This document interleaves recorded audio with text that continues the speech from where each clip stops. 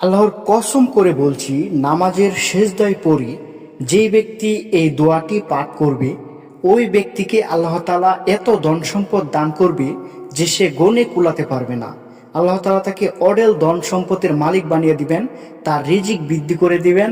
যত টাকার দরকার হয় অত টাকার কথা আল্লাহ তাআলার কাছে বলবেন, দেখবেন আল্লাহ তাআলা আপনাকে এত টাকা দান করবে যেটি আপনি গণে কুলাতে পারবেন না। প্রিয় দর্শক, আমাদের সমাজে এরকম অনেক মানুষ আছে যাদের রিজিকের সমস্যা, টাকার সমস্যা, ধন দৌলতের সমস্যা, ধন দৌলত বৃদ্ধি পাচ্ছে না বা দোয়া কবুল হচ্ছে না।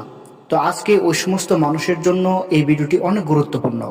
আপনারা সিজদায় পড়ে এই দোয়াটি বেশি বেশি করবেন, আল্লাহ তাআলা আপনাদেরকে সচ্ছলতা দান করবে এবং রিজিকের ব্যবস্থা, ধন সম্পদের ব্যবস্থা, সবকিছুর ব্যবস্থা করে দিবেন।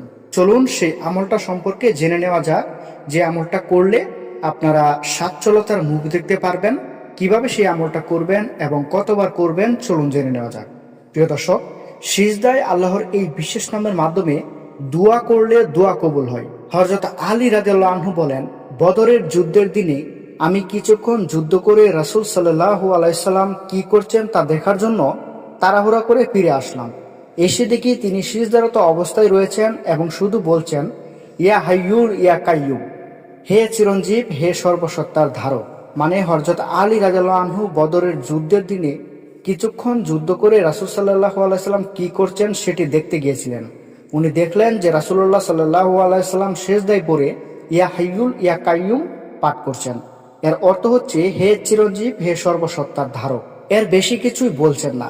অতঃপর আমি আবার যুদ্ধের মধ্যে ফিরে গেলাম। কিছুক্ষণ পর আবার আসলাম, দেখি তিনি সিজদারত অবস্থায় ওই কথাই বলছেন।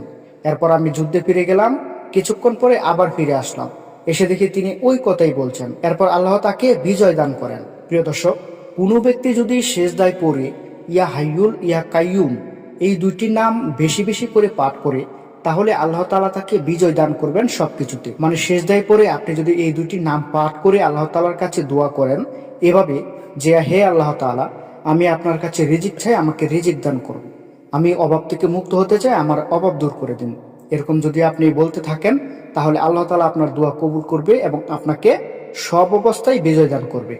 তো প্রিয় দর্শক, আজকের ভিডিওটি এখানেই শেষ করতে হচ্ছে। আল্লাহ তাআলা আমাদের সবাইকে বেশি বেশি এই আমলটি করার তৌফিক দান করুক। সকলে ভালো থাকবেন, সুস্থ থাকবেন। আসসালামু আলাইকুম। আল্লাহ হাফেজ।